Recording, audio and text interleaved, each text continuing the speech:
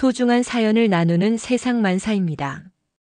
여러분의 이야기가 누군가에게는 위로와 용기가 될 거라 믿습니다. 그럼 오늘도 함께 시작해 볼까요? 안녕하세요. 저는 38살 여자이고 회계 일을 하고 있습니다. 아니, 정확히는 했었다고 해야겠네요. 지금은 작은 꽃집을 운영하고 있거든요. 제가 오늘 이 사연을 보내는 이유는 정말 특별한 이야기가 있어서인데요. 혹시 여러분은 인생에서 가장 슬픈 날에 가장 큰 배신을 당해본 적 있으신가요? 저한테는 그런 날이 있었거든요. 그리고 그날 이후 3년 동안 제가 한 일은 아마 여러분이 상상하시는 것보다 훨씬 더 치밀하고 무서웠을 거예요. 먼저 결론부터 말씀드릴게요. 저는 3년 전 남편의 외도를 알게 되었고, 그때부터 지금까지 완벽한 복수를 위해 준비했습니다. 그리고 한 달 전 시아버지 칠순잔치에서 모든 걸 폭로했어요. 지금은 이혼했고 혼자 꽃집을 운영하고 있습니다. 어떤 분들은 3년씩이나 참았다니 답답하다고 생각하실 수도 있을 텐데요. 하지만 제 이야기를 끝까지 들어보시면 왜 그래야 했는지 이해하실 거예요. 사실 저도 처음엔 그냥 바로 이혼하려고 했거든요. 그런데 어떤 일이 있었냐면요. 제 남편은 박민재라는 사람이에요. 나이는 저보다 2살 많고 같은 회사에서 부장으로 일하고 있었어요. 저는 경리팀 팀장이었고요. 회사에서는 정말 모범적인 부부로 통했거든요. 서로 존중하고 배려하는 모습을 보여줬으니까요. 물론 그때는 저도 진짜 그렇게 생각했어요. 우리가 처음 만난 건 회사 신입사원 연수 때였어요. 저는 신입이었고 남편은 2년차 선배였죠. 처음 봤을 때는 별로 눈에 들어오지 않았어요. 키도 그저 그렇고 외모도 평범했거든요. 그런데 일을 정말 잘했어요. 책임감도 강하고 후배들한테도 잘해줬고요. 그때 저는 정말 일에만 매진하고 있었어요. 시골에서 올라와서 서울에서 혼자 살면서 정말 열심히 일했거든요. 격리일이 제 적성에 잘 맞았어요. 숫자를 다루는 게 재미있었고 꼼꼼한 성격이라서 실수도 별로 없었고요. 남편이 먼저 관심을 보였어요. 야근할 때 커피도 사다 주고 퇴근할 때 집까지 데려다 주기도 하고요. 처음에는 그냥 친절한 선배 정도로 생각했는데 점점 마음이 열리게 되더라고요. 특히 제가 아팠을 때 정말 잘 돌봐줬어요. 한겨울에 독감에 걸려서 며칠 회사를 쉰 적이 있었는데 매일 죽을 끓여서 가져다 줬거든요. 혼자 사는 저한테는 정말 고마운 일이었어요. 그때 이 사람이 괜찮은 사람이구나 하는 생각이 들었어요. 교제를 시작한 건 제가 입사한 지 1년 정도 지나서였어요. 회사 근처 조용한 카페에서 고백을 받았어요. 정말 진지하게 해주더라고요. 저도 나쁘지 않았어서 사귀기 시작했어요. 연애할 때는 정말 좋았어요. 남편이 정말 세심하게 챙겨줬거든요. 기념일은 절대 놓치지 않았고 제가 좋아하는 걸 기억해뒀다가 깜짝 선물해주기도 하고요. 친구들도 부러워할 정도였어요. 2년 정도 사귀다가 결혼 얘기가 나왔어요. 남편이 먼저 얘기했는데 정말 진지하게 프로포즈를 하더라고요. 반지도 미리 준비해두고요. 저도 이 사람이라면 괜찮겠다 싶어서 결혼을 결심했어요. 결혼 준비할 때도 남편이 정말 많이 도와줬어요. 예식장 알아보는 것부터 시작해서 드레스 고르는 것까지 함께 해줬어요. 신혼집도 남편이 먼저 발품을 팔아서 좋은 곳을 찾아왔고요. 시댁분들도 저를 정말 좋아해 주셨어요. 시아버지는 공무원 출신으로 정말 엄격한 분이신데 저한테는 따뜻하게 대해 주셨어요. 시어머니는 더 말할 것도 없었고요. 며느리 복 하나는 타고났다면서 친정딸처럼 아껴주셨어요. 결혼식도 정말 예쁘게 했어요. 친구들이 다 부러워했어요. 남편이 결혼식장에서 눈물을 흘리는 걸 보고 정말 감동받았어요. 진심으로 저를 사랑하는구나 하는 생각이 들었거든요. 신혼 때는 정말 행복했어요. 매일 아침 일어나서 남편과 함께 아침을 먹고 같은 회사로 출근하는 게 너무 좋았어요. 퇴근해서도 함께 저녁을 해먹고 드라마도 보고 그런 평범한 일상이 행복했어요. 주말에는 데이트도 자주 했어요. 영화도 보고 맛있는 음식점도 찾아다니고 여행도 많이 갔어요. 제주도, 부산, 강릉 이런 곳들을 거의 다 가봤어요. 남편이 여행 계획도 잘 세우고 사진도 잘 찍어줘서 정말 즐거웠어요. 결혼 3년 차쯤 되었을 때 아이 얘기가 나왔어요. 시어머니가 손자 보고 싶다고 하시더라고요. 저도 아이를 갖고 싶었는데 남편이 아직 이르다고 했어요. 둘이 더 알아가는 시간이 필요하다면서요. 그때는 남편 말이 맞다고 생각했어요. 그런데 시간이 지나도 남편은 계속 미뤘어요. 회사에서 승진이 중요한 시기라고 하기도 하고 집을 더 큰 곳으로 옮긴 다음에 하자고 하기도 하고요. 처음에는 이해했는데 점점 이상하다는 생각이 들었어요. 특히 친구들이 하나둘씩 아이를 가지면서 더 그런 생각이 들었어요. 똑같이 직장 생활을 하면서도 아이를 잘 키우는 친구들을 보면서 우리도 할 수 있을 텐데 하는 생각이 들었거든요. 하지만 남편을 믿고 기다렸어요. 언젠가는 마음을 바꿀 거라고 생각했어요. 그래서 더 좋은 아내가 되려고 노력했어요. 집안일도 더 열심히 하고 남편이 좋아할 만한 음식도 배워서 해주고요. 결혼 5년 차가 되었을 때쯤부터 남편이 조금씩 달라지기 시작했어요. 전에는 퇴근하면 바로 집에 왔는데 이제는 회식이나 야근이 많다고 하면서 늦게 들어오는 일이 많아졌어요. 처음에는 별로 의심하지 않았어요. 실제로 회사 일이 많아지긴 했거든요. 남편도 부장으로 승진하면서 책임져야 할 일들이 늘어났고요. 오히려 고생하는 남편이 안쓰러워서 더 잘해주려고 했어요. 퇴근하면 피곤해하는 남편을 위해서 발 마사지도 해주고 좋아하는 음식도 해주고요. 주말에도 충분히 쉴 수 있도록 집안일은 혼자서 다 했어요. 남편은 고맙다고 하면서도 점점 더 무심해지는 것 같았어요. 그리고 스마트폰을 바꾼 이후로는 더 이상해졌어요. 전에는 아무렇지 않게 폰을 여기저기 두고 다녔는데 이제는 항상 몸에 지니고 다니더라고요. 화장실 갈 때도 가져가고 샤워할 때도 욕실 앞에 두고요. 가끔 폰이 울리면 얼른 받으면서 다른 방으로 가서 통화하기도 했어요. 회사 일이라고 했지만 목소리 톤이 평소와 달랐어요. 좀 더 부드럽고 다정한 목소리였거든요. 또 외모에도 신경을 쓰기 시작했어요. 전에는 편한 옷만 입고 다녔는데 이제는 브랜드 옷도 사고 머리도 자주 다듬더라고요. 향수도 뿌리기 시작했고요. 몸매 관리한다면서 헬스장도 다니기 시작했어요. 처음에는 승진하면서 이미지 관리를 하는 건가 싶었어요. 실제로 부장이 되면 대외적인 일도 많아지니까요. 하지만 점점 이상한 점들이 많아졌어요. 특히 주말에 갑자기 급한 일이 생겼다면서 나가는 일이 많아졌어요. 골프도 자주 간다고 하고 후배들과 만난다고도 하고요. 전에는 주말에는 거의 집에 있었는데 이제는 거의 매주 어디론가 나가더라고요. 그래도 그때까지는 의심보다는 이해하는 마음이 더 컸어요. 남편이 거짓말할 이유가 없다고 생각했거든요. 그리고 저도 일이 바빠서 남편 일에 크게 신경 쓸 여유가 없었어요. 결혼한 지 10년 정도 됐는데 아이는 없어요. 남편이 아이를 원하지 않았거든요. 커리어에 집중하고 싶다고 했어요.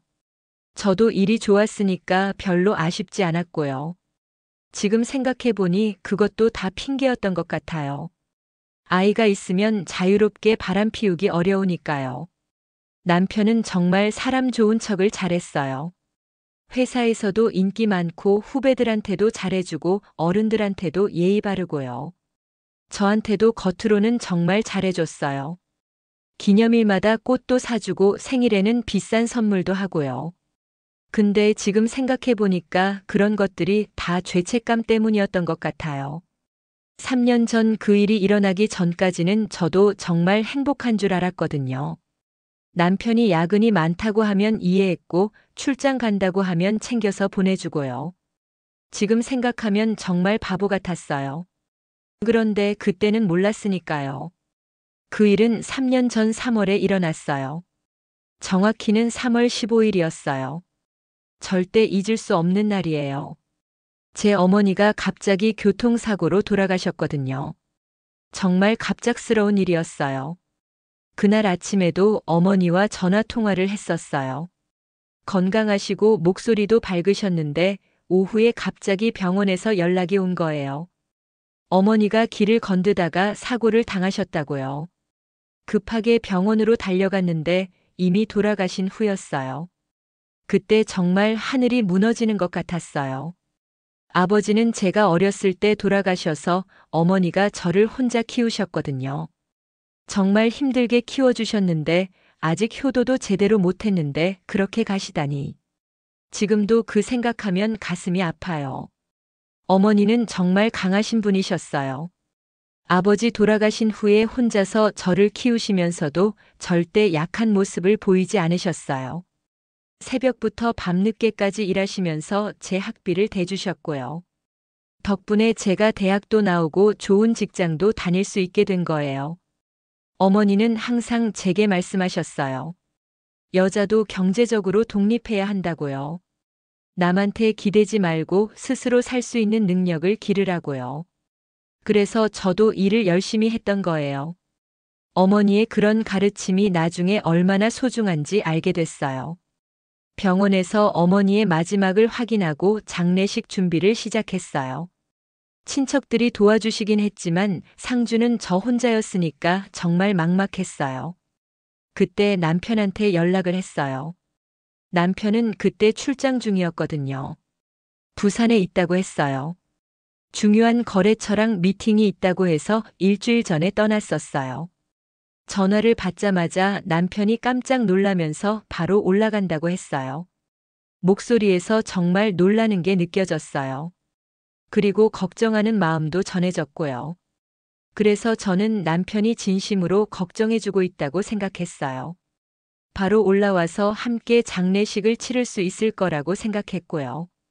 그런데 1시간 후에 다시 전화가 왔어요. 정말 미안하다면서 도저히 빠질 수 없는 미팅이 내일 있어서 이틀 후에야 올 수 있다고 하더라고요. 거래처 사장이 일본에서 특별히 온다고 해서 절대 연기할 수 없다고 했어요. 처음엔 화가 났어요. 제 어머니가 돌아가셨는데 회사 일이 더 중요하다니 말이 안 된다고 생각했어요. 하지만 남편이 정말 미안해하는 목소리로 사정하니까 이해할 수밖에 없었어요. 대신 장례식장에서 필요한 건 다 처리해주겠다고 했어요. 전화로 지시해서 꽃도 보내주고 조화도 보내주겠다고 했어요. 그리고 계속 연락하면서 필요한 게 있으면 언제든 얘기하라고 했어요. 실제로 남편이 보내준 조화가 도착했어요. 정말 큰 걸로 보내줬더라고요. 그리고 음식도 주문해줬어요. 멀리서나마 최대한 도우려고 하는 마음이 느껴져서 고마웠어요. 그렇게 혼자서 어머니 장례식을 치렀어요. 친척들이 도와주시긴 했지만 상주는 저 혼자였으니까 정말 힘들었어요. 특히 밤에 어머니 곁을 지키고 있으려니까 너무 외롭고 슬펐어요. 조문객들이 와서 위로의 말씀을 해주실 때마다 눈물이 났어요. 어머니와의 추억들이 계속 떠올랐거든요. 어렸을 때 아팠을 때 밤새 간병해 주시던 일, 학교 행사 때마다 빠지지 않고 와주시던 일, 제가 힘들 때마다 격려해 주시던 일들이요. 그래도 남편이 있었으면 좋았을 텐데 혼자서 어머니의 마지막을 지키고 있으려니까 너무 힘들었어요. 남편도 문자로 계속 안부를 물어보고 힘내라고 하긴 했지만 역시 옆에 있는 것과는 달랐어요. 이틀째 되는 날 저녁이었어요. 어머니의 마지막 밤이었죠. 정말 슬프고 외로웠어요. 조문객들도 거의 돌아가시고 친척들도 내일 발인 준비 때문에 분주하셨어요. 저는 혼자서 어머니 앞에 앉아 있었어요. 그때 친구 정은이가 연락을 했어요. 정은이는 제 대학 동창인데 백화점에서 명품관 매니저로 일하고 있어요. 평소에도 자주 만나는 친한 친구거든요. 안부 전화인 줄 알고 받았는데 목소리가 이상하더라고요. 정은이는 제가 힘든 상황인 걸 알고 있었어요. 어머니 장례식 소식을 들었거든요. 그래서 위로 전화인 줄 알았는데 정은이 목소리가 심상치 않았어요. 뭔가 말하기 어려운 일이 있는 것 같았어요. 정은이가 그러더라고요. 언니 지금 민재 오빠 출장 간 거 맞지? 부산에 있다고 했지. 그런데 나 지금 오빠 봤는데. 처음엔 못 알아봤는데 자세히 보니까 확실히 민재 오빠야. 그 말을 듣고 저는 깜짝 놀랐어요. 뭔가 잘못 본 거 아니냐고 했죠. 민재는 지금 부산에서 중요한 미팅 때문에 올 수 없다고 했어요. 그런데 정은이가 확실하다고 하더라고요. 정은이 말로는 지금 백화점 VIP 라운지에 있는데 젊은 여자랑 같이 있다고 했어요. 처음엔 회사 동료인가 싶었는데 분위기가 그게 아니라고 하더라고요. 너무 다정해 보인다고 했어요. 제 머릿속이 하얗게 됐어요. 설마 하는 마음과 뭔가 이상하다는 의심이 동시에 들었어요. 정은이가 잘못 본 거일 수도 있지만 워낙 확신하는 목소리였거든요. 정은이가 물어봤어요. 사진을 찍어서 보내줄까? 그 말을 듣고 저는 잠깐 망설였어요. 사진을 받으면 진실을 알게 될 텐데 정말 그렇다면 어떻게 해야 할지 모르겠더라고요. 특히 지금이 어머니의 마지막 밤인데 이런 일을 알게 된다면 어떻게 해야 할지 막막했어요. 하지만 어머니의 마지막 밤에 남편이 정말로 다른 여자와 있다면 그건 용서할 수 없을 것 같았어요. 결국 사진을 보내달라고 했어요. 심장이 막 뛰었어요. 제발 정은이가 잘못 본 거였으면 좋겠다는 마음이었어요. 몇 분 후에 정은이한테서 사진이 왔는데 정말 충격적이었어요. 남편이 카페에서 젊은 여자와 마주 앉아 있는 모습이었어요. 정말 다정해 보이더라고요. 여자 손을 잡고 있고 얼굴에는 제가 본 적 없는 행복한 표정이었어요. 완전히 연인 사이처럼 보였어요. 그 여자는 어려 보였어요. 아마 20대 후반 정도로 보였는데 정말 예쁘더라고요. 긴 머리에 화장도 진하게 하고 명품 옷을 입고 있었어요. 남편은 그 여자를 바라보는 눈이 정말 애틋해 보였어요. 무엇보다 충격적인 건 남편의 표정이었어요.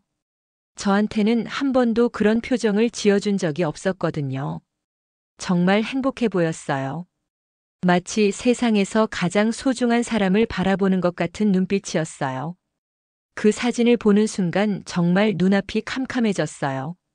제가 어머니의 마지막을 혼자 지키고 있을 때 남편은 다른 여자와 데이트를 하고 있었던 거예요. 출장이라고 거짓말까지 하면서요. 처음엔 정말 화가 났어요. 바로 전화해서 따져 묻고 싶었어요. 어떻게 이럴 수 있냐고 소리치고 싶었어요. 그런데 어머니 앞에서 그럴 수는 없었어요. 어머니의 마지막 밤을 그런 일로 망칠 수는 없다고 생각했거든요. 그래서 일단 참았어요. 하지만 그 밤을 정말 길었어요. 잠도 안 오고 계속 그 사진만 보게 되더라고요.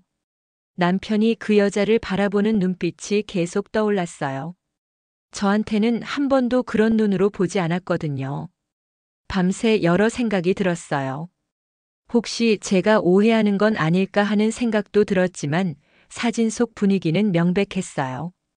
그냥 동료 사이가 아니라 확실히 연인 사이처럼 보였거든요.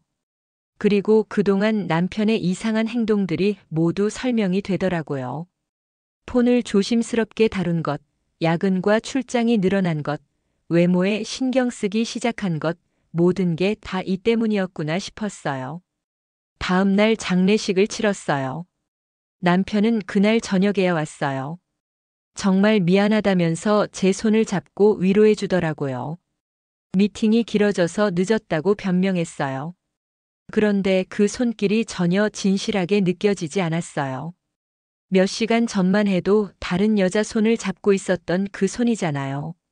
남편이 조문객들한테 인사하는 모습을 보니까 더 화가 났어요. 정말 슬퍼하는 척, 미안해하는 척을 완벽하게 하더라고요. 연기를 정말 잘하는 사람이구나 하는 생각이 들었어요. 발이 나는 날에도 남편이 계속 저를 위로해줬어요. 힘들 텐데 잘 견뎌내고 있다면서 격려해주기도 하고요. 하지만 그 모든 게 거짓말처럼 느껴졌어요. 진심이 아닌 것 같았어요. 장례식이 끝나고 집에 돌아와서 남편이 출장 이야기를 하더라고요. 정말 힘든 미팅이었다면서 거래처 사람들이 까다로워서 고생했다고 했어요. 일본에서 온 사장이 정말 어려운 사람이었다면서 자세한 이야기까지 해주더라고요. 그런 거짓말을 태연하게 하는 모습을 보니까 더 화가 났어요. 어떻게 그렇게 자연스럽게 거짓말을 할 수 있을까 싶었어요. 그리고 그 거짓말을 만들어내는 상상력에도 놀랐어요. 그런데 그때 문득 이런 생각이 들었어요. 남편이 이렇게 거짓말을 잘한다면 이번이 처음이 아닐 수도 있다는 거였어요. 평소에 야근이 많다고 하고 출장도 자주 다녔는데 혹시 그때도 거짓말이었을까 하는 의심이 들더라고요. 특히 최근에 들어서 그런 일들이 더 많아졌잖아요. 회식도 자주 있다고 하고 골프도 자주 간다고 하고요. 혹시 그때도 다 거짓말이었을까 하는 생각이 들었어요. 그래서 결정했어요. 바로 따져 묻기보다는 좀 더 확실한 증거를 잡아보자고요. 혹시 제가 잘못 생각하는 건일 수도 있으니까요. 그리고 만약 정말 외도를 하고 있다면 확실하게 증거를 잡아서 제대로 된 대가를 치르게 하고 싶었어요. 일단 겉으로는 평소와 똑같이 행동했어요. 남편이 힘들어하니까 더 잘해줘야겠다는 생각으로 행동했어요. 어머니 장례식 치르느라 고생했다고 하면서 좋아하는 음식도 해주고 마사지도 해줬어요. 남편은 역시 내 아내밖에 없다면서 고마워했어요. 힘든 일이 있을 때마다 당신이 있어서 다행이라고 했어요. 그런 말을 들으니까 더 화가 났지만 참았어요. 그때부터 남편을 관찰하기 시작했어요. 평소와 달라진 점이 있는지 유심히 보기 시작했거든요. 그런데 정말 이상한 게 많더라고요. 이전에는 별로 신경 쓰지 않았던 것들이 이제는 다 의심스러워 보였어요. 먼저 핸드폰을 예전보다 더 조심스럽게 다뤘어요. 전에는 아무렇지 않게 놔두고 샤워도 하고 그랬는데 이제는 항상 들고 다니더라고요. 화장실 갈 때도 가져가고 잠들 때도 베개 밑에 두고 자고요. 그리고 폰이 울리면 화면을 확인하고 급하게 다른 방으로 가서 받더라고요. 회사 일이라고 했지만 목소리 톤이 평소와 달랐어요. 좀 더 부드럽고 다정한 목소리였거든요. 또 야근이나 회식이 더 늘었어요. 전에도 많긴 했지만 이제는 거의 매주 있다고 하더라고요. 특히 주말에 갑자기 급한 일이 생겼다면서 나가는 일이 많아졌어요. 골프도 자주 간다고 했어요. 전에는 거의 안 쳤는데 이제는 거래처 사람들과 골프 모임이 있다고 하면서 자주 나가더라고요. 골프 용품도 새로 사고 레슨도 받는다고 했어요. 외모에도 신경을 많이 쓰기 시작했어요. 전에는 그냥 편한 옷만 입고 다녔는데 이제는 옷도 새로 사고 향수도 뿌리고 머리도 자주 다듬더라고요. 운동도 시작했어요. 몸매 관리한다면서요. 헬스장 등록도 했더라고요. 건강 관리해야 한다면서요. 그런데 헬스장 가는 시간이 이상했어요. 평일 저녁이나 주말 오후에 주로 갔는데 그런 시간에는 사람이 별로 없을 텐데 왜 그때 가나 싶었어요. 또 새로운 취미도 생겼다고 했어요. 사진에 관심이 생겼다면서 카메라도 사고 사진 동호회에도 가입했다고 하더라고요. 주말에 사진 찍으러 나간다고 하면서 하루 종일 집을 비우기도 했어요. 이런 변화들을 보면서 확신이 들었어요. 분명히 다른 여자가 있다는 거였어요. 그런데 바로 따져 묻기보다는 좀 더 확실한 증거를 잡고 싶었어요. 왜냐하면 남편이 워낙 거짓말을 잘하니까 뭔가 핑계를 대고 빠져나갈 것 같았거든요.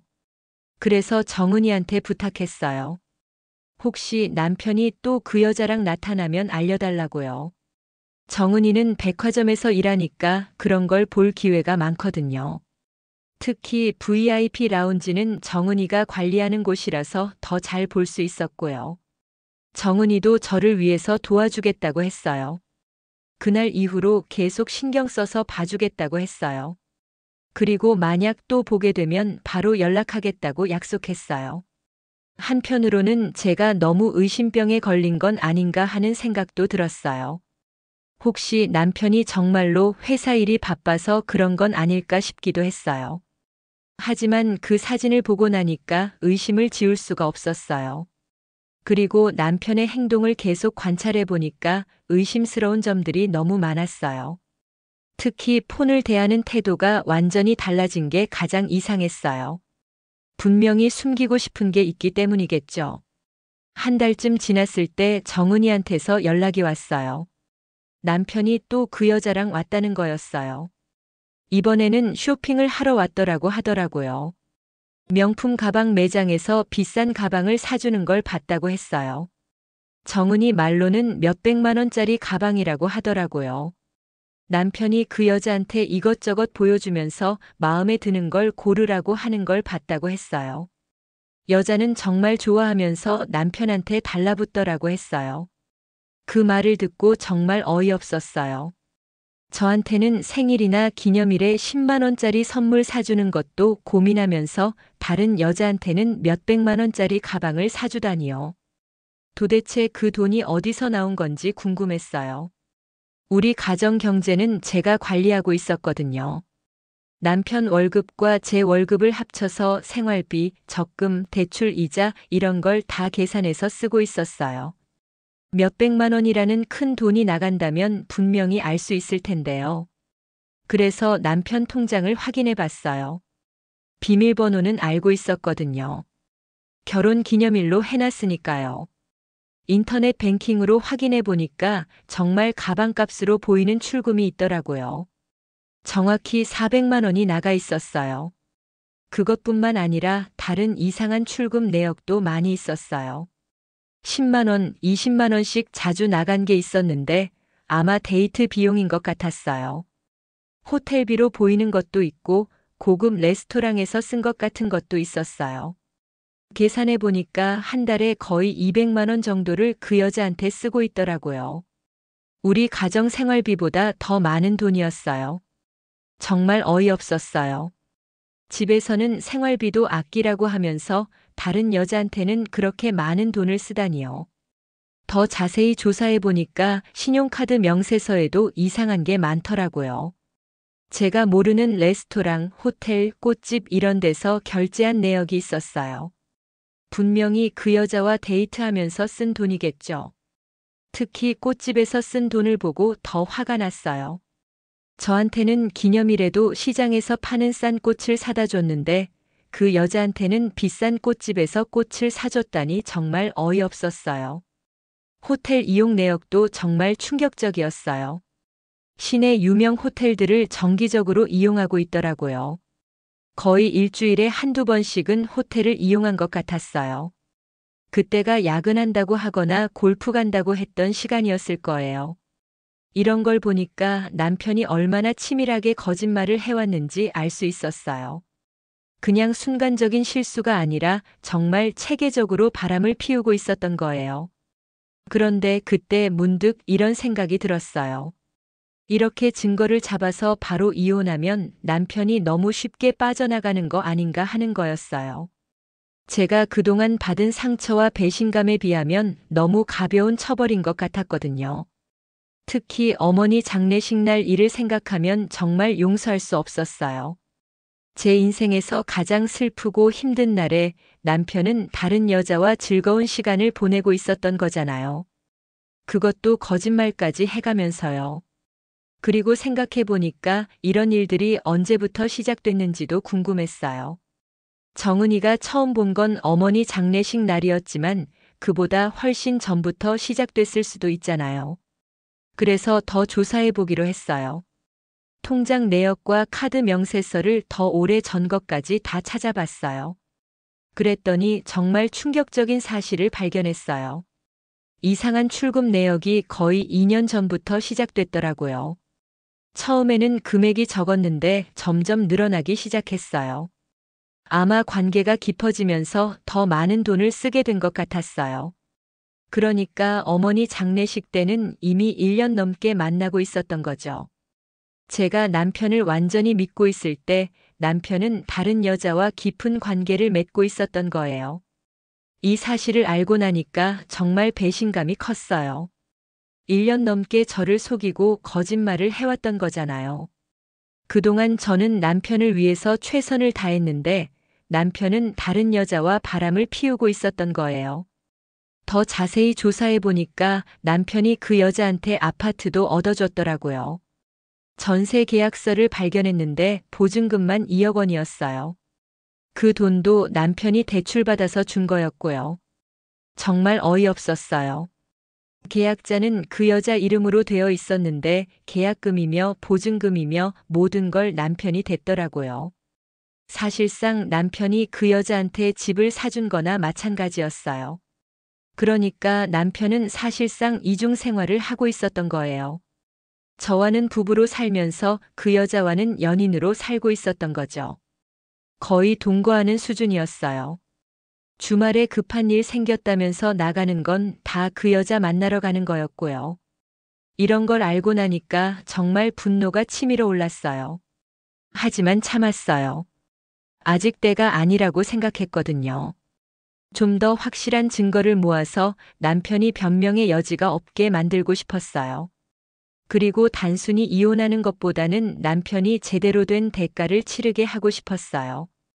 특히 남편이 가장 소중하게 생각하는 것들을 잃게 만들고 싶었어요. 남편이 가장 소중하게 생각하는 게 뭔지 생각해 봤어요. 첫 번째는 자기 체면이었어요. 남편은 정말 체면을 중요하게 생각하는 사람이거든요. 회사에서도 모범적인 남편으로 통하고 있고 시댁에서도 좋은 사위로 인정받고 있다는 걸 자랑스러워했어요. 두 번째는 돈이었어요. 남편은 돈을 정말 좋아했어요. 투자도 하고 적금도 넣고 나중에 부자가 되고 싶어 했거든요. 그런데 제가 없으면 그렇게 되기 어려울 거였어요. 왜냐하면 저도 돈을 꽤 많이 벌었거든요. 세 번째는 시댁에서의 위치였어요. 남편은 외아들이라서 시댁에서 정말 소중한 존재였어요. 그리고 저를 데려다 줘서 시댁에서 인정받는다는 걸 뿌듯해 했거든요. 시부모님들이 저를 정말 좋아하셨으니까요. 그래서 계획을 세웠어요. 이 세 가지를 한꺼번에 무너뜨릴 수 있는 방법을 생각해 봤어요. 그런데 그러려면 시간이 필요했어요. 준비할 것도 많고 타이밍도 중요했거든요. 일단 겉으로는 아무것도 모르는 척 했어요. 평소보다 더 다정하게 굴었어요. 남편이 야근한다고 하면 이해한다고 했고 출장 간다고 하면 잘 다녀오라고 했어요. 의심하는 기색을 전혀 보이지 않았죠.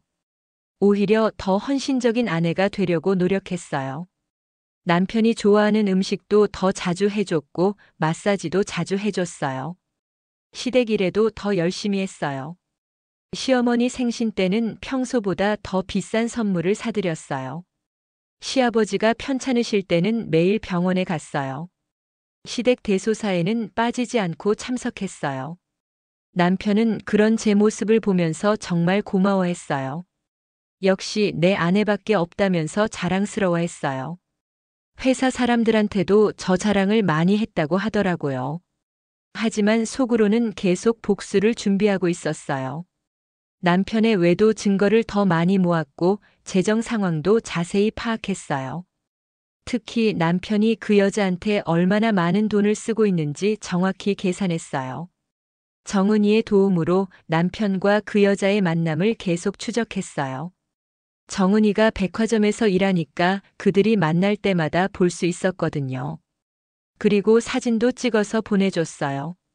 사진을 보니까 정말 다양한 곳에서 만나더라고요. 백화점뿐만 아니라 호텔 라운지, 고급 레스토랑, 영화관, 심지어 놀이공원까지 갔더라고요. 마치 신혼부부처럼 행동하고 있었어요. 특히 그 여자 생일 때는 정말 성대하게 축하해줬더라고요.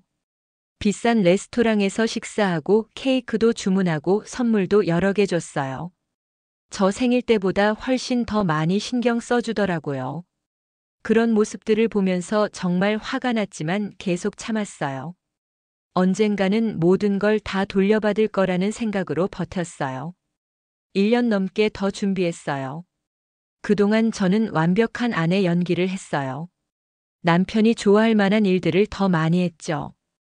특히 시댁 일에 더 열심히 했어요. 시어머니가 허리를 다치셨을 때는 한 달간 매일 병원에 모시고 갔어요. 시아버지가 당뇨로 고생하실 때는 당뇨에 좋은 음식들을 알아봐서 직접 만들어 드렸어요. 명절 때는 시댁 음식 준비를 혼자서 다 했어요. 시누이가 도와주겠다고 해도 괜찮다면서 혼자 다 준비했어요. 시댁 식구들이 모두 감탄할 정도였어요. 시댁 경조사에도 빠지지 않고 참석했어요. 시아버지 형제들 제사 때도 갔고 먼 친척 결혼식이나 상가에도 빠지지 않고 갔어요. 시댁에서는 정말 모범 며느리라고 칭찬했어요.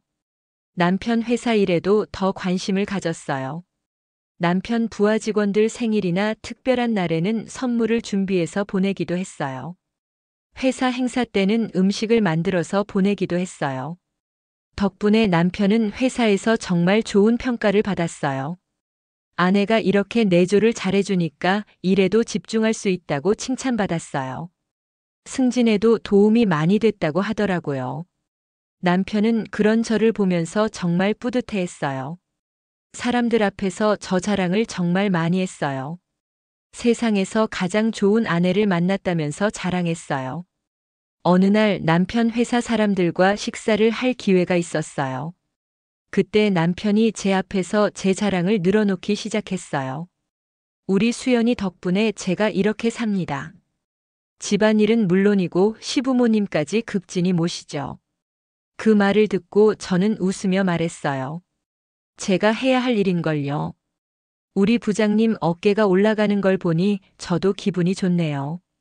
그 순간 그의 얼굴에 만족스러운 미소가 번졌어요. 속으로는 생각했어요. 더 올라가야 더 크게 떨어질 테니까. 그때가 되면 지금의 이 모든 게 한순간에 무너질 거야. 그런데 이 모든 걸 하면서도 속으로는 계속 증거를 모으고 있었어요. 남편의 외도 현장을 더 많이 포착했고 금전적인 피해 규모도 정확히 계산했어요. 2년 동안 남편이 그 여자에게 쓴 돈을 모두 합하면 거의 8천만 원 정도 되더라고요. 데이트 비용, 선물가, 여행비, 호텔비 이런 걸 다 합한 거예요. 여기에 아파트 전세 보증금까지 합하면 2억 8천만 원이었어요. 정말 엄청난 금액이었어요. 그 돈은 대부분 저희 공동 재산에서 나간 거였어요. 제가 번 돈도 상당히 포함되어 있었고요. 또 제가 그동안 시댁에 얼마나 많은 돈을 썼는지도 계산해 봤어요. 결혼 후 10년 동안 시부모님께 드린 용돈, 병원비, 선물가, 경조사비, 명절 비용 이런 걸 다 합하면 1억 2천만 원 정도 되더라고요. 이것도 대부분 제 돈이었어요. 남편 혼자 월급으로는 이렇게 많은 돈을 쓸 수 없었거든요. 저도 격리팀장으로서 꽤 많은 돈을 벌었으니까 가능했던 거죠. 또 저희 아파트 계약금도 제가 냈어요. 친정 어머니가 돌아가시면서 남겨주신 보험금과 부동산을 판 돈으로 5천만 원을 냈거든요. 남편 혼자서는 그 돈을 마련할 수 없었을 거예요. 어머니는 생전에 작은 건물 하나를 가지고 계셨어요. 월세 받아서 생활하시는 소소한 건물이었지만 제가 어렸을 때부터 열심히 모아서 사신 거였어요. 그 건물과 보험금이 제 유산이 된 거였죠. 이런 것들을 정리하면서 생각했어요. 제가 없었다면 남편은 지금처럼 살 수 없었을 거라는 걸요. 시댁에서도 인정받지 못했을 거고 회사에서도 그렇게 좋은 평가를 받지 못했을 거예요. 경제적으로도 마찬가지였어요. 제 수입이 없었다면 그렇게 여유롭게 살 수 없었을 거고 다른 여자한테 그렇게 많은 돈을 쓸 수도 없었을 거예요. 그런데 그런 저를 배신하고 다른 여자와 이중 생활을 했던 거잖아요. 그것도 2년 넘게요. 정말 용서할 수 없었어요. 그러던 중에 정은이로부터 또 다른 충격적인 소식을 들었어요. 남편과 그 여자가 결혼 얘기를 하고 있다는 거였어요. 백화점 주얼리 매장에서 반지를 보고 있는 걸 봤다고 하더라고요. 정은이가 가까이서 들어보니까 남편이 그 여자한테 조금만 더 기다리라고 하는 걸 들었다고 해요. 곧 정리할 수 있을 거라고 했다는 거예요. 아마 저와 이혼하고 그 여자와 결혼하려는 계획인 것 같았어요. 그 얘기를 듣고 정말 기가 막혔어요. 저는 바보처럼 완벽한 아내 노릇을 하고 있는데 남편은 다른 여자와 미래를 계획하고 있었던 거예요. 하지만 오히려 다행이라는 생각도 들었어요. 이제 더 이상 망설일 이유가 없어졌거든요. 남편이 먼저 이혼을 얘기하기 전에 제가 먼저 모든 걸 폭로해야겠다고 생각했어요. 그런데 마침 시아버지 칠순이 다가오고 있었어요. 남편이 정말 큰 잔치를 열고 싶어 했어요. 회사 사람들, 친척들, 친구들을 모두 초청해서 성대하게 하자고 했거든요. 그 순간 완벽한 기회라는 생각이 들었어요. 남편이 가장 자랑스러워하는 순간에 모든 걸 폭로하는 거였어요. 가장 많은 사람들이 보는 앞에서 남편의 진짜 모습을 드러내는 거죠. 그러면 남편이 가장 소중하게 생각하는 체면이 완전히 무너질 거였어요. 회사 사람들, 시댁 식구들, 친구들 모두 앞에서 남편의 외도 사실이 밝혀지는 거니까요. 그래서 칠순잔치 준비를 도와주겠다고 했어요. 남편은 정말 좋아했어요. 역시 내 아내밖에 없다면서요. 하지만 저는 다른 준비도 하고 있었어요. 복수를 위한 준비를요. 잔치 계획을 세우면서 얼마나 많은 사람들이 올지 파악했어요. 시댁 친척들, 남편 회사 동료들, 남편 친구들, 동네 분들까지 합치면 거의 100명 정도 될 것 같았어요. 남편은 정말 성대하게 하고 싶어 했어요. 좋은 식당을 예약하고 음식도 최고급으로 준비하고 꽃 장식도 화려하게 하고요. 시아버지에 대한 효심을 보여주고 싶다고 했어요. 하지만 사실은 자기 과시욕 때문이었어요. 이렇게 큰 잔치를 열 수 있을 만큼 성공했다는 걸 보여주고 싶었던 거죠. 특히 회사 상사들한테 좋은 인상을 주고 싶어 했어요. 저는 그런 남편의 마음을 알고 있었기 때문에 더 완벽한 잔치가 되도록 도와줬어요. 메뉴 선정부터 시작해서 좌석 배치, 프로그램 구성까지 세세한 부분을 모두 챙겼어요.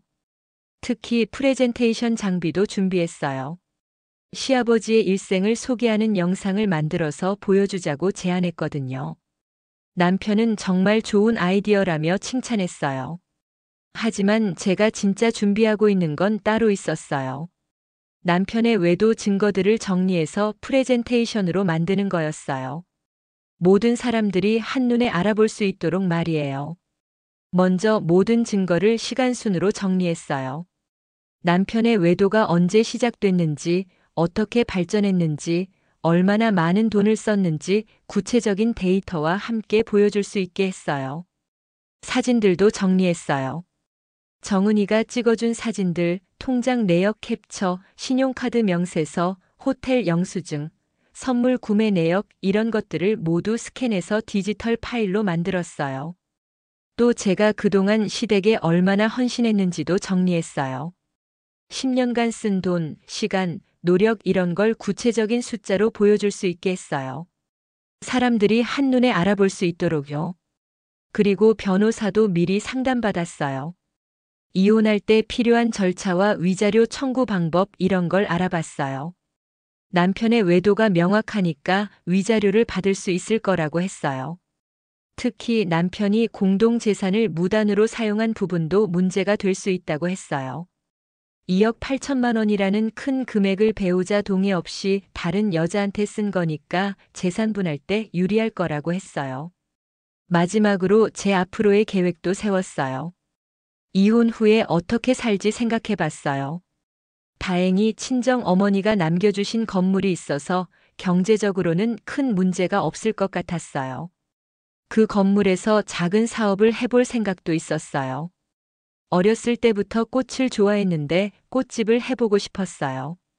어머니가 꽃을 정말 좋아하셨거든요.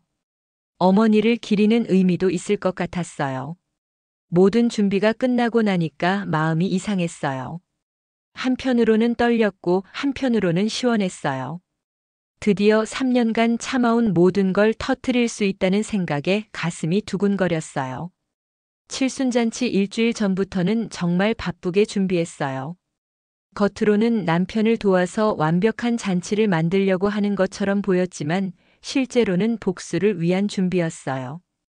음식 주문도 확인하고 꽃 장식도 점검하고 좌석 배치도 다시 한번 확인했어요. 프로젝터와 스크린도 미리 테스트해 봤어요. 모든 게 완벽하게 준비됐는지 확인했어요. 남편은 정말 고마워했어요. 이렇게 완벽하게 준비해주는 아내가 어디 있겠냐면서 감사하다고 했어요. 시아버지도 며느리 덕분에 이런 잔치를 할 수 있게 됐다며 기뻐하셨어요. 하지만 그들은 몰랐어요. 이 모든 게 복수를 위한 무대 장치라는 걸요. 가장 화려한 순간에 가장 큰 충격을 주기 위한 준비였다는 걸요. 잔치 전날 밤에는 잠이 안 왔어요. 내일이면 모든 게 끝날 거라는 생각에 가슴이 두근거렸어요. 3년간 준비해온 모든 게 내일 한순간에 터질 거라는 생각이요. 마지막으로 준비한 파일들을 다시 한번 확인했어요. 사진들, 증거 자료들, 계산서들 모든 게 완벽했어요. 내일 사람들이 이걸 보고 얼마나 놀랄까 생각하니까 벌써부터 속이 시원했어요. 드디어 칠순잔치 당일이 됐어요. 정말 많은 사람들이 왔어요.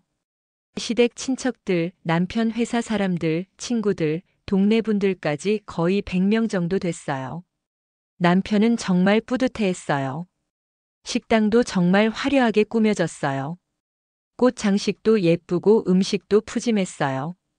모든 사람들이 감탄했어요. 정말 성대한 잔치라면서 칭찬했어요. 시아버지도 정말 기뻐하셨어요. 이렇게 많은 사람들이 축하해주니까 정말 감격스럽다고 하셨어요. 아들 덕분에 이런 날을 맞을 수 있어서 행복하다고 하셨어요. 잔치가 시작되고 남편이 인사말을 했어요. 시아버지께 감사 인사를 드리고 모든 분들께 고마움을 표했어요. 그러면서 저에 대한 얘기도 했어요. 세상에서 가장 좋은 아내, 며느리를 만나서 행복하다고 했어요. 저 없이는 이런 잔치도 할 수 없었을 거라고 했어요. 모든 사람들이 박수를 쳤어요. 저도 미소를 지으며 인사했어요. 속으로는 생각했어요. 마지막 연기야. 곧 모든 게 끝날 거야. 그 미소도 곧 사라질 거야. 식사 시간 동안 남편은 정말 즐거워했어요. 여기저기 돌아다니면서 사람들과 인사하고 대화하고 했어요. 회사 상사들한테는 특히 더 신경을 썼어요. 저도 여기저기 돌아다니면서 사람들을 챙겼어요. 음식이 부족하지 않은지 확인하고 불편한 점은 없는지 물어보고 했어요. 모든 사람들이 저를 칭찬했어요. 식사가 끝나고 본격적인 축하 시간이 시작됐어요. 여러 사람들이 나와서 축사도 하고 노래도 부르고 했어요. 정말 화기애애한 분위기였어요. 남편은 정말 만족스러워했어요. 그리고 드디어 제 차례가 됐어요. 저도 시아버지께 감사 인사를 드리고 싶다고 했어요. 남편은 정말 좋아했어요. 역시 내 아내답다는 표정이었죠. 하지만 그게 마지막 미소가 될 거라는 걸 몰랐어요. 저는 마이크를 잡고 말하기 시작했어요. 먼저 시아버지께 진심으로 감사드린다고 했어요. 10년 동안 좋은 며느리로 받아주셔서 고맙다고요. 그리고 오늘 이 자리에 와주신 모든 분들께도 감사하다고 했어요. 그러면서 제가 그동안 어떻게 살아왔는지 얘기하기 시작했어요. 결혼 후 10년간 정말 최선을 다해서 살았다고 했어요. 좋은 아내, 며느리가 되기 위해서 노력했다고요. 모든 사람들이 고개를 끄덕이며 들었어요. 정말 그렇다는 듯이요. 남편도 뿌듯한 표정으로 저를 바라봤어요. 그런데 그때 제가 준비해온 USB를 프로젝터에 연결했어요. 오늘 특별히 보여드릴 게 있다고 했어요. 제가 그동안 얼마나 헌신적으로 살아왔는지 구체적으로 보여드리고 싶다고요. 처음에는 아무도 의심하지 않았어요. 그냥 제가 시댁에 얼마나 잘했는지 자랑하려는 건 줄 알았거든요. 남편도 기대하는 눈으로 바라봤어요. 프로젝터의 첫 번째 화면이 나타났어요. 제가 10년간 시댁에 쓴 돈의 내역이었어요. 용돈, 병원비, 선물값, 경조사비 이런 걸 항목별로 정리한 표였어요. 총합이 1억 2천만 원이라고 나와 있었죠. 사람들이 웅성거리기 시작했어요. 그런 큰 금액을 며느리가 혼자 부담했다니 놀라는 분위기였어요. 남편도 당황한 표정이었어요. 왜 갑자기 그런 걸 공개하는지 모르겠다는 표정이었죠. 두 번째 화면에는 저희 아파트 계약금 내역이 나왔어요. 5천만 원을 제가 친정 어머니 유산으로 냈다는 내용이었어요. 남편 혼자서는 그 돈을 마련할 수 없었을 거라는 설명도 있었고요. 아직까지는 사람들이 그냥 며느리 자랑인 줄 알고 있었어요. 정말 훌륭한 며느리라면서 감탄하는 분위기였어요. 하지만 곧 분위기가 바뀔 거라는 걸 저만 알고 있었어요. 세 번째 화면부터는 충격적인 내용이었어요. 남편의 외도 증거들이 나타나기 시작한 거예요. 처음에는 김지영이라는 여자와 백화점에서 찍은 사진이었어요. 사진 아래에는 날짜가 선명하게 표시되어 있었어요. 3년 전 3월 15일. 제 친정 어머니 장례식 날이었어요. 그날 남편은 부산 출장 중이라고 했었는데 실제로는 서울에서 다른 여자와 데이트를 하고 있었던 거예요. 장내가 순간 조용해졌어요. 사람들이 뭔가 이상하다는 걸 눈치챈 거예요. 남편의 얼굴이 하얗게 질렸어요. 뭔가 잘못됐다는 걸 깨달은 거죠. 네 번째 화면에는 더 많은 사진들이 나왔어요. 호텔에서 찍은 사진, 레스토랑에서 찍은 사진, 쇼핑하는 사진, 여자 아파트 앞에서 찍은 사진 이런 것들이요. 모든 사진에는 날짜와 장소가 표시되어 있었어요. 거의 2년간의 기록이었죠. 남편이 야근한다고 했던 날, 골프 간다고 했던 날, 회식이 있다고 했던 날의 진실이 모두 드러나는 순간이었어요. 사람들의 표정이 완전히 바뀌었어요. 처음에는 뭔가 잘못 이해한 건 아닐까 하는 표정이었는데 점점 충격으로 바뀌어 갔어요. 다섯 번째 화면에는 남편이 그 여자에게 쓴 돈의 내역이 나왔어요. 데이트 비용, 선물값, 호텔비, 여행 경비, 심지어 아파트 전세 보증금까지 모든 게 정리되어 있었어요. 각 항목별로 구체적인 금액과 날짜가 나와 있었어요. 가방 400만 원, 목걸이 200만 원, 호텔 비용 월 평균 30만 원 이런 식으로요. 총 금액은 2억 8천만 원이라고 크게 표시되어 있었어요. 그때 남편이 소리를 질렀어요. 이수연, 너 지금 뭐 하는 짓이야? 라고 하면서 프로젝터를 끄려고 했어요. 하지만 저는 막았어요. 아직 다 보여드리지 못했다고 하면서요. 여섯 번째 화면에는 통장 내역과 신용카드 명세서가 나왔어요. 남편이 그 여자와 만난 날짜와 정확히 일치하는 출금 내역들이었어요. 누가 봐도 의심할 여지가 없는 증거들이었죠. 일곱 번째 화면에는 호텔 영수증들이 나왔어요. 시내 유명 호텔들을 정기적으로 이용한 기록들이었어요. 거의 매주 한두 번씩은 호텔을 이용했더라고요. 여덟 번째 화면부터는 더 구체적인 증거들이 나왔어요. 그 여자에게 보낸 문자 메시지들, 통화 기록들, 심지어 함께 간 여행 사진들까지요. 모든 게 명백한 증거였어요. 남편이 2년 넘게 김지영이라는 여자와 불륜 관계를 유지해왔고 엄청난 돈을 썼다는 게 완벽하게 드러났어요. 장례는 완전히 아수라장이 됐어요. 사람들은 웅성거리기 시작했고 시댁 식구들은 당황해서 어쩔 줄 몰랐어요. 남편 회사 동료들은 충격받은 표정으로 화면을 바라봤어요. 남편은 화가 나서 소리를 지르려고 했지만 워낙 많은 사람들이 보고 있어서 함부로 하지 못했어요. 특히 회사 상사들도 있어서 더욱 그랬어요. 마지막 화면에는 제가 쓴 글이 나왔어요. 오늘까지 모든 분들께 좋은 며느리, 좋은 아내로 보였을 저의 진짜 심정을 담은 글이었어요. 3년 전 친정 어머니가 돌아가신 가장 슬픈 날에 남편은 다른 여자와 행복한 시간을 보내고 있었다는 내용이었어요. 그날부터 3년간 저는 완벽한 복수를 계획했다는 내용도 있었고요. 마지막에는 오늘부로 이혼을 하겠다는 의사를 밝혔어요. 그리고 위자료와 재산 분할을 청구하겠다고도 했어요. 이 모든 증거들은 법정에서도 사용할 거라고 했죠. 저는 마이크를 내려놓고 말했어요. 시아버지, 시어머니께는 정말 죄송합니다. 하지만 더 이상 거짓된 관계를 지속할 수는 없습니다. 오늘로써 모든 관계를 정리하겠습니다. 그리고 오늘 참석해주신 모든 분들께 이런 불쾌한 모습을 보여드려 죄송합니다.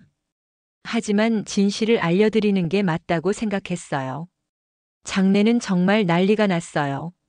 사람들은 어쩔 줄 몰라 했고 시댁 식구들은 남편을 다그쳤어요. 회사 사람들은 어색해하면서 자리를 뜨기 시작했어요. 남편은 저한테 다가와서 뭔가 말하려고 했지만 저는 이미 자리를 떠나고 있었어요. 더 이상 할 말이 없었거든요. 3년간 준비한 복수가 드디어 끝난 거였어요. 식당을 나서면서 정말 시원한 기분이었어요. 가슴 속에 쌓여있던 모든 게 한순간에 풀린 것 같았어요. 3년간의 분노와 배신감이 모두 해소된 기분이었어요. 그 다음 날부터 이혼 절차를 시작했어요. 변호사를 통해서 정식으로 이혼 청구를 했어요. 남편은 처음에는 변명을 해보려고 했어요. 일시적인 실수였다고 다시는 그런 일 없을 거라고 했죠. 전화로 계속 연락해서 용서해달라고 했어요. 정말 잘못했다면서 다시 시작하자고 했어요. 그 여자와는 이미 끝났다고 하면서 저만 사랑한다고 했어요. 하지만 저는 들어주지 않았어요. 이미 결심이 서 있었거든요. 더 이상 같은 공간에 있을 수도 없었고요. 그동안의 거짓말과 배신을 생각하면 용서할 수가 없었어요. 특히 어머니 장례식 날 일은 정말 용서할 수 없었어요. 제가 인생에서 가장 힘들어할 때 다른 여자와 즐거운 시간을 보낸 걸 어떻게 용서할 수 있겠어요. 이혼 과정에서 위자료도 받았어요. 남편의 외도가 명확했기 때문에 변호사가 유리하다고 했어요. 특히 그렇게 많은 증거가 있어서 남편 측에서도 별로 다툴 수 없었어요. 결국 5천만 원의 위자료를 받을 수 있었어요.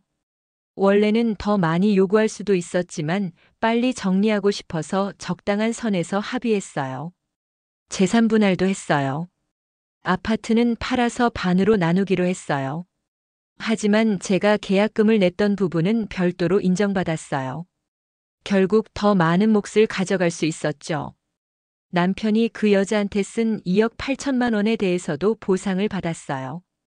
공동 재산을 무단으로 사용한 거니까 그 절반인 9천만 원을 돌려받았어요. 모든 걸 합치면 꽤 큰 돈이 됐어요. 위자료와 재산분할금, 무단 사용 보상금까지 합해서 거의 2억 원 정도 받았어요. 경제적으로는 큰 문제가 없을 것 같았어요. 이혼이 확정된 후에는 회사도 그만뒀어요. 더 이상 남편과 같은 공간에서 일할 수는 없었거든요. 그리고 새로운 시작을 하고 싶었어요. 다행히 친정 어머니가 남겨주신 건물이 있어서 경제적으로는 큰 문제가 없었어요. 그 건물은 3층짜리 작은 상가 건물이었는데 1층은 비어있고 2층, 3층은 작은 사무실들이 들어와 있었어요. 어머니가 살아계실 때는 월세로 받는 돈으로 소소하게 생활하셨는데 저한테는 새로운 시작의 기회가 된 거예요. 1층에 뭔가 장사를 해볼 수 있을 것 같았어요. 처음에는 뭘 할지 막막했어요. 10년 넘게 회계 일만 해왔는데 갑자기 장사를 한다는 게 쉽지 않더라고요. 하지만 시간은 충분했으니까 천천히 생각해 보기로 했어요. 여러 가지를 고민해 봤는데 결국 꽃집을 하기로 했어요. 어렸을 때부터 꽃을 정말 좋아했거든요. 어머니도 꽃을 좋아하셔서 집에 항상 꽃이 있었어요. 특히 어머니가 좋아하셨던 장미와 국화를 보면 어머니가 생각났어요. 그리고 뭔가 상징적인 의미도 있을 것 같았어요. 시들어버린 제 결혼 생활 대신 새로운 꽃을 피우는 거니까요. 어머니를 기리는 의미도 있고요. 꽃집 준비를 하는 동안 정말 많은 걸 배웠어요. 꽃의 종류별 특성, 관리 방법, 보관법, 포장법 이런 걸 하나하나 배워갔어요. 꽃 시장도 새벽에 나가보고 도매상들과도 관계를 맺어야 했어요. 처음에는 정말 어려웠어요. 꽃들이 금방 시들어버리기도 하고 손님 취향에 맞는 포장을 하는 것도 쉽지 않았어요. 하지만 하나씩 배워가면서 점점 나아졌어요. 꽃집 이름은 수연의 정원이라고 지었어요. 제가 만든 제만의 정원에서 아름다운 꽃들을 키우면서 행복하게 살고 싶다는 뜻이었어요. 간판도 예쁘게 만들어서 달았어요. 오픈 첫날은 정말 떨렸어요. 과연 손님이 올까 걱정됐거든요. 하지만 동네 분들이 하나둘씩 구경 오시더라고요. 꽃도 예쁘게 잘 꾸며놨다면서 칭찬해 주셨어요. 첫 손님은 근처 사무실에서 일하시는 분이었어요. 사무실에 둘 화분을 사러 오셨는데 이것저것 꼼꼼히 설명해 드렸더니 정말 만족해 하시더라고요. 그리고 다음에 또 오겠다고 하셨어요. 그렇게 조금씩 단골 손님들이 생기기 시작했어요. 주변 사무실 직장인들, 동네 주민들, 지나가다가 우연히 들린 분들이 계속 찾아오시더라고요. 특히 결혼식 부케를 주문하는 예비 신부들이 많이 왔어요. 처음에는 부케 만드는 게 어려웠는데 점점 실력이 늘어서 정말 예쁜 부케들을 만들 수 있게 됐어요. 예비 신부들을 보면서 복잡한 마음이 들기도 했어요. 저도 한때는 저렇게 행복했었는데 하는 생각이 들거든요. 하지만 그들의 행복한 모습을 보면 저도 덩달아 기분이 좋아졌어요. 특히 신랑이 함께 와서 부케를 고르는 커플들을 보면 부러우면서도 따뜻한 마음이 들었어요. 진짜 사랑하는 사람들은 이렇게 함께 하나하나 준비해가는구나 싶었어요. 생일 꽃을 사러 오는 분들도 많았어요. 어머니 생신이라며 꽃을 사가시는 분들을 보면 제 마음도 짠했어요. 저도 어머니가 살아계셨다면 매년 생신마다 꽃을 사드렸을 텐데 하는 생각이 들었어요. 연인들도 자주 왔어요. 프러포즈용 장미꽃다발을 주문하는 남자분들, 기념일 선물로 꽃을 사가는 분들 보면서 진짜 사랑이 뭔지 다시 생각하게 됐어요. 진정한 사랑은 상대방을 속이는 게 아니라 진심으로 배려하고 소중하게 생각하는 거더라고요. 제 남편은 그런 사랑을 몰랐던 것 같아요. 아니면 저한테는 그런 마음이 없었던 거겠죠. 꽃집을 운영하면서 만나는 사람들 모두가 소중했어요. 꽃을 사가시면서 행복해 하시는 모습들을 보면 저도 보람을 느꼈어요. 작지만 누군가의 행복에 도움이 되고 있다는 생각이 들었거든요. 몇 달이 지나면서 꽃집도 안정적으로 자리 잡았어요. 매출도 조금씩 늘었고 단골 손님들도 많이 생겼어요. 근처 결혼식장과도 계약을 맺어서 꽃 장식을 맡기도 했어요. 처음에는 혼자 하는 게 막막했는데 이제는 익숙해졌어요. 오히려 누구한테 신경 쓸 필요 없이 제가 하고 싶은 대로 할 수 있어서 자유로웠어요. 매일 아침 일찍 일어나서 꽃집을 열고 꽃들을 정리하는 시간이 정말 좋았어요. 신선한 꽃냄새를 맡으면서 하루를 시작하면 기분이 상쾌해졌어요. 저녁에 문을 닫고 집에 돌아올 때도 뿌듯했어요. 오늘도 여러분들께 예쁜 꽃을 드릴 수 있었구나 하는 생각에 보람을 느꼈어요. 물론 처음에는 힘들었어요. 10년간의 결혼 생활이 한순간에 끝났으니까 허전한 마음이 컸죠. 특히 밤에 혼자 있을 때는 외롭기도 했어요. 그런데 시간이 지나면서 이게 잘된 일이라는 생각이 들었어요. 더 이상 거짓말하는 남편을 위해 살 필요가 없어졌으니까요. 제가 원하는 방식대로 살 수 있게 된 거죠. 예전에는 남편 눈치를 보면서 살았어요. 남편이 좋아할 만한 음식을 해야 하나, 남편 기분이 어떨까, 이런 생각들로 머리가 복잡했거든요. 남편이 늦게 들어와도 화낼 수 없었고 이상한 변명을 해도 믿는 척해야 했어요. 하지만 지금은 그런 스트레스가 없어요. 제가 먹고 싶은 걸 해서 먹고 제가 보고 싶은 영화를 보고 제가 듣고 싶은 음악을 들어요. 주말에 어디를 갈지 뭘 할지 모두 제 맘대로 정할 수 있어요. 친구들과 만나고 싶으면 만나고 혼자 있고 싶으면 혼자 있고요. 이런 자유가 얼마나 소중한지 이제야 알겠어요. 남편은 그 후에 어떻게 됐는지 가끔 소식을 들어요. 칠순잔치 사건 이후로 회사에서 많이 힘들어진 것 같더라고요. 그날 회사 상사들과 동료들이 다 봤으니까 소문이 퍼진 거죠. 아무래도 승진에는 악영향을 미쳤을 거예요. 회사에서 그런 스캔들이 있으면 관리자로서 신뢰도가 떨어지니까요. 부하 직원들한테도 위신이 서지 않았을 것 같고요. 김지영이라는 그 여자와는 어떻게 됐는지 정확히는 모르겠어요. 들리는 소식으로는 관계가 끝난 것 같다고 하더라고요. 아마 제가 모든 걸 폭로하고 나서 부담을 느낀 거 아닐까요? 생각해보면 그 여자도 피해자일 수 있어요. 남편이 결혼한 사실을 숨기고 접근했을 수도 있거든요. 아니면 이혼할 거라고 거짓말했을 수도 있고요. 하지만 그건 제가 상관할 일이 아니에요. 중요한 건 저는 이제 그 모든 것에서 벗어났다는 거예요. 시댁과는 연락을 끊었어요.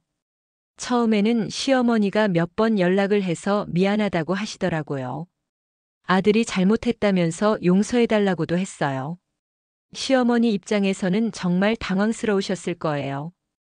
그동안 며느리라고 생각했던 사람이 갑자기 그런 폭탄 선언을 했으니까요. 시아버지도 마찬가지셨을 것 같고요. 하지만 저는 이미 결심이 서 있었어요. 더 이상 그 가족의 일원이 될 수도 없고 되고 싶지도 않았어요. 그동안 받은 상처가 너무 컸거든요. 시어머니께 마지막으로 드린 말씀이 있어요. 시어머니께서 잘못하신 건 아니지만 더 이상 관계를 유지할 수 없다고요. 그동안 좋게 대해주셔서 감사했지만 이제는 각자의 길을 가야 한다고요. 시어머니도 이해해 주셨어요. 아들이 너무 잘못했다면서 미안하다고 하시더라고요. 저도 마음이 아팠지만 어쩔 수 없었어요. 지금은 정말 평안해요. 매일 아침 일찍 일어나서 꽃집을 열고 저녁에 문을 닫을 때까지 제가 좋아하는 일을 하면서 살고 있어요. 꽃들을 돌보면서 삶의 소중함도 느끼고요. 꽃들을 보면서 많은 걸 배웠어요. 꽃들도 제각각 다른 특성이 있고 필요한 환경이 달라요. 어떤 꽃은 햇빛을 많이 받아야 하고 어떤 꽃은 그늘에서 잘 자라요. 물을 많이 줘야 하는 것도 있고 적게 줘야 하는 것도 있어요. 사람도 마찬가지인 것 같아요.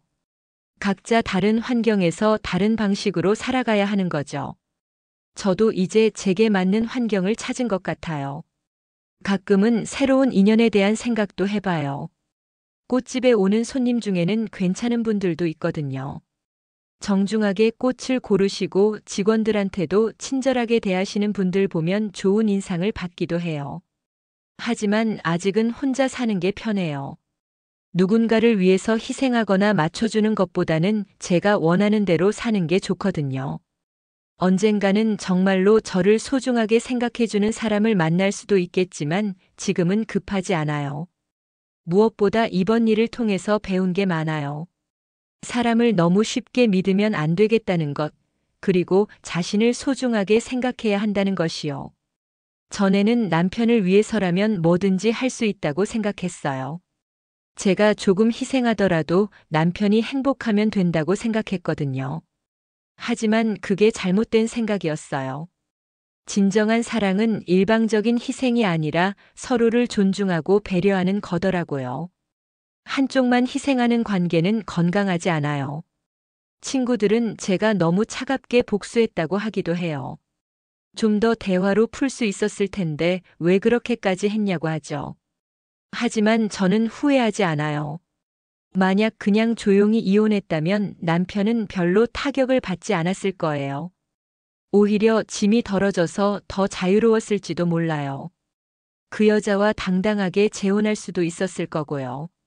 하지만 지금은 확실히 대가를 치렀죠. 사회적으로도 타격을 받았고 경제적으로도 손해를 봤어요. 무엇보다 체면을 중요하게 생각하는 남편한테는 가장 큰 벌이었을 거예요. 무엇보다 제 마음이 시원했어요. 3년간 쌓인 분노와 배신감을 한꺼번에 해소할 수 있었거든요. 특히 가장 많은 사람들이 보는 앞에서 진실을 폭로한 것이 가장 만족스러웠어요. 그날 남편의 표정을 생각하면 지금도 웃음이 나요. 정말 당황하고 화나고 창피한 표정이었거든요. 그동안 저를 속이고 우쭐댔던 것에 대한 정당한 대가였어요. 복수를 하면서 느낀 건 정말 치밀하게 계획해야 한다는 거였어요. 감정적으로만 행동하면 오히려 손해를 볼 수 있거든요. 저는 3년간 차근차근 준비해서 완벽한 복수를 할 수 있었어요. 특히 타이밍이 중요했어요. 그냥 평범한 날에 폭로했다면 임팩트가 약했을 거예요. 하지만 칠순잔치처럼 많은 사람들이 모인 자리에서 했기 때문에 더 큰 충격을 줄 수 있었죠. 또 증거를 확실히 모아두는 것도 중요했어요. 단순히 의심만으로는 안 되거든요. 누가 봐도 명확한 증거가 있어야 변명의 여지를 없앨 수 있어요. 재정적인 부분도 미리 정리해뒀기 때문에 이혼 과정에서 유리했어요. 제가 얼마나 많은 돈을 투자했는지, 남편이 얼마나 많은 돈을 낭비했는지 구체적으로 보여줄 수 있었거든요. 무엇보다 중요한 건 마음의 준비였어요. 이혼 후의 삶에 대한 계획이 있어야 해요.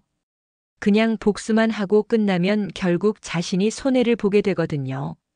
저는 다행히 친정 어머니가 남겨주신 재산이 있어서 경제적으로는 문제가 없었어요. 그리고 꽃집이라는 새로운 꿈도 있었고요. 요즘에는 새로운 취미도 생겼어요. 플라워 아트를 배우고 있어요.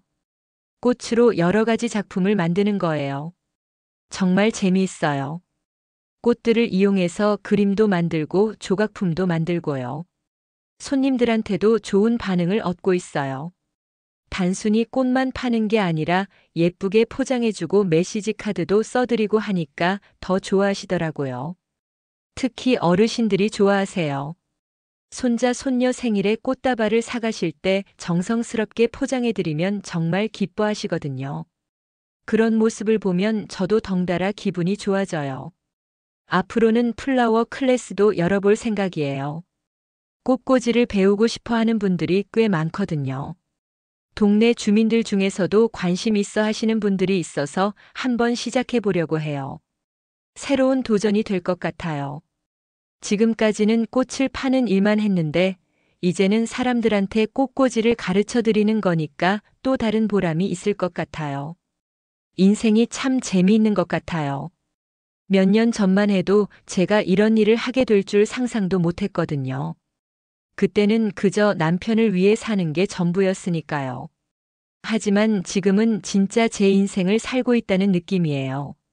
제가 원하는 것을 하고 제가 좋아하는 사람들과 시간을 보내고 있거든요. 물론 혼자 사는 게 항상 쉽지만은 않아요. 가끔 외롭기도 하고 힘들 때도 있어요. 특히 아플 때는 챙겨줄 사람이 없어서 서글프기도 하고요. 하지만 그래도 거짓말하는 사람과 사는 것보다는 훨씬 나아요. 적어도 지금은 진실한 관계 속에서 살고 있거든요. 속이거나 속임당할 일이 없어요. 친구들이 가끔 소개팅을 해주겠다고 해요. 좋은 사람 있다면서요. 하지만 아직은 관심이 없어요. 지금은 저 자신에게 집중하고 싶거든요. 언젠가는 정말 좋은 사람을 만날 수도 있겠죠. 하지만 그때까지는 충분히 기다릴 거예요. 급할 것도 없고 혼자서도 충분히 행복하니까요. 그때는 이번 일로 배운 걸 바탕으로 더 현명하게 판단할 거예요. 상대방이 정말 진실한 사람인지 확실히 알고 나서 마음을 열 거예요. 특히 말보다는 행동을 보겠어요. 남편도 말로는 저를 사랑한다고 했거든요. 하지만 행동은 전혀 달랐죠. 진정으로 사랑한다면 절대 배신할 수 없을 거예요. 그리고 너무 완벽한 사람은 의심해 보겠어요. 남편도 처음에는 정말 완벽한 남편이었거든요. 모든 면에서 흠잡을 데 없는 사람 같았어요. 하지만 그게 다 가면이었죠. 지금은 제 이야기가 혹시 비슷한 상황에 있는 다른 여성들에게 도움이 됐으면 좋겠어요. 무조건 참고 사는 게 미덕이 아니라는 걸 알아줬으면 좋겠어요. 물론 복수가 항상 답은 아니에요.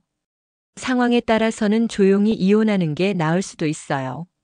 하지만 분명한 건 자신을 소중하게 생각하고 당당하게 살아야 한다는 거예요.